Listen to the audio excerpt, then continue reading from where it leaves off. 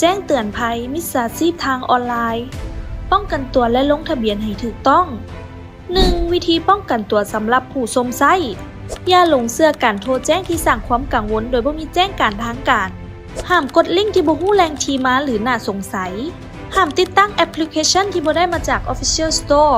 2. ข้อกำหนดการลงทะเบียนและปรับปรุงข้อมูลการเปิดเบอร์ใหม่ต้องลงทะเบียนด้วยตัวเองบัตรประจำตัวสำเนาครัว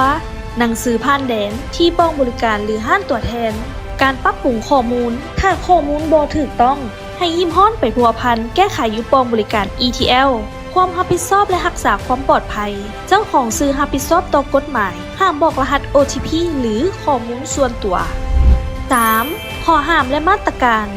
ห้ามลงทะเบียนแทนห้ามนำข้อมูลส่วนตัวไปลงทะเบียนให้ผู้นำใช้ตัวจริงที่บ่แม่นตนเองห้ามขายซิมผีห้ามห้านตัวแทนจำหน่ายซิมการ์ดที่ลงทะเบียนสำเร็จไว้ก่อนมาตรการปรับใหม่เก็บกู้ซิมและปรับใหม่1 ล้านกีบต่อเลขหมายสอบถามข้อมูลโทร135